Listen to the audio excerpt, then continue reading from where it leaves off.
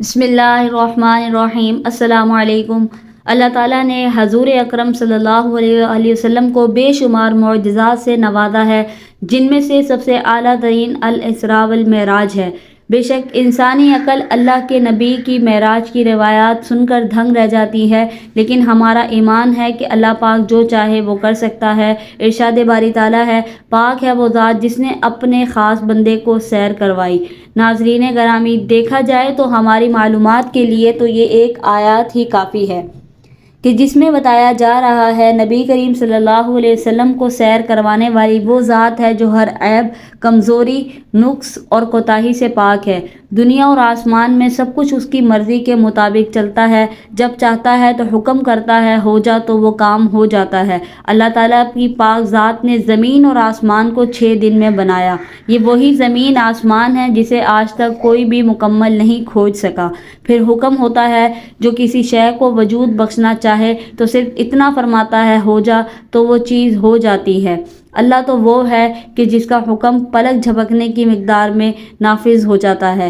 بے شک سورج چاند جس کے حکم کے پابند ہیں، اور اللہ تو وہ ہے کہ جس نے زمین آسمان کو نظر آنے والے ستونوں کے بغیر کھڑا کر دیا، جس نے اربوں کہکشاؤں اور کھربوں ستاروں کا جہان آباد کر دیے اور ان سے آسمان کی وسعتیں سجا دی۔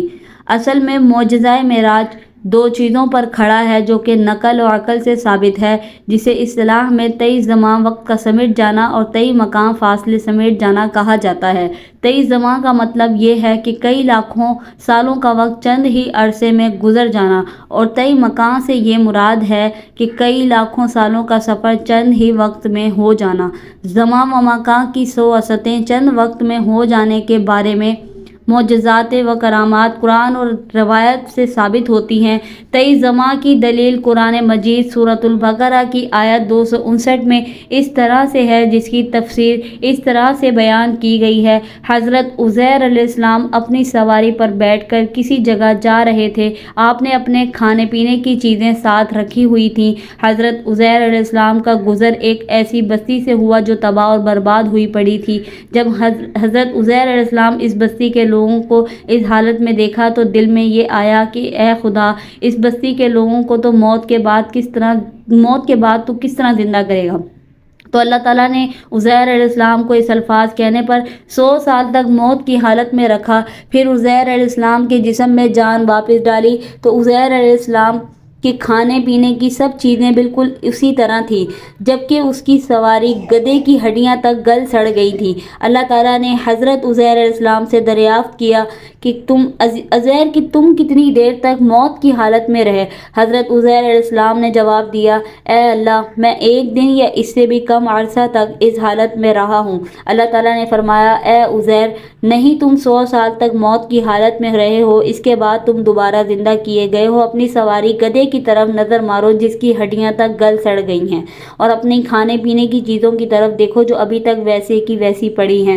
یہ سب کچھ میں نے اس لیے کیا کہ تم آنے والے لوگوں کے لیے نشانی چھوڑ جاؤ۔ اللہ تعالیٰ نے حضرت عزیر علیہ السلام کو فرمایا، دیکھنا ہم آپ کے گدھے کو کس طرح زندہ کرتے ہیں۔ اللہ تعالیٰ نے فرمایا، ہو جا، تو گدھا دوبارہ اپنی حالت میں کھڑا ہو گیا۔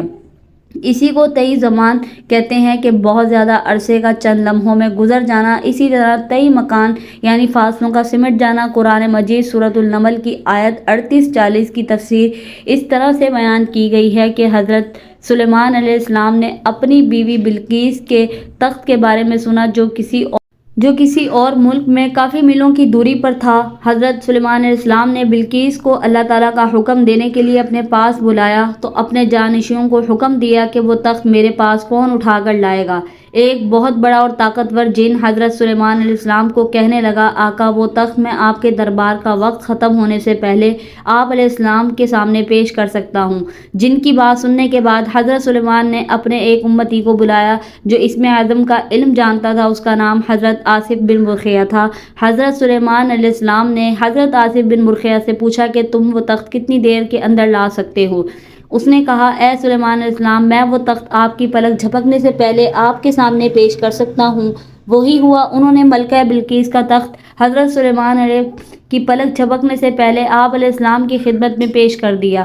اس سے ظاہر ہوتا ہے کہ اللہ تعالیٰ رحیم، کریم، غفور اور زمین آسمان کو پیدا کرنے والا ہے۔ وہ جب چاہے جو چاہے اسی وقت کر سکتا ہے۔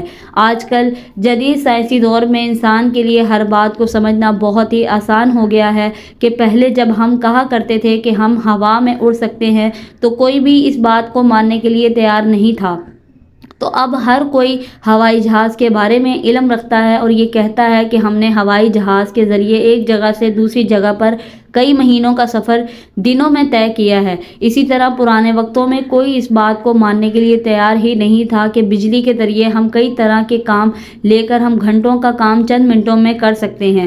یہ برقی کی ٹرینیں کئی دنوں کا سفر چند گھنٹوں میں طے کرنے میں ہماری مدد کرتی ہیں۔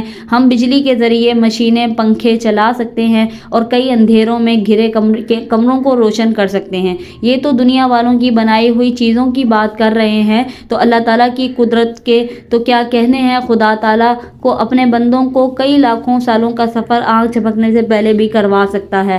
ہمارے سائنسدان یہ کہہ رہے ہیں کہ ہم تو کائنات کا چند حصے کے بارے میں علم رکھتے ہیں۔ سائنسدانوں کا کہنا ہے کہ ہم کو 5% کائنات کے بارے میں علم حاصل کیا ہے، 95% کائنات کے بارے میں ہمارے پاس کوئی علم نہیں ہے۔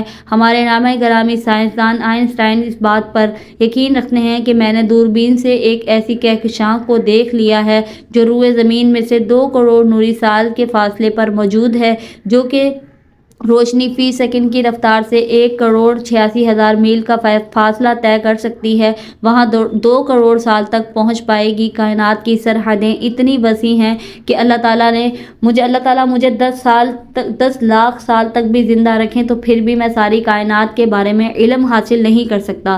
ہمارے جدید دور میں ایسے ناممکن کام ممکن ہو رہے ہیں جس کے بارے میں ہمارے ذہن و خیال میں کوئی تصور بھی موجود نہ تھا، جیسا کہ ایک موبائل فون سے ہم پوری دنیا میں کسی بھی جگہ پر بیٹھے دوسرے بندے کی 1 منٹ میں تصویر اور آواز سن سکتے ہیں۔ اسی طرح ٹیلی ویژن، انٹرنیٹ ہیں، انہوں نے بھی ہماری زندگی میں کافی مدد کی ہے۔ اس طرح کی ہمارے ارد گرد کافی مثالیں ہیں جن کو ہم دیکھ کر اللہ تعالیٰ کی قدرت کو سمجھ سکتے ہیں۔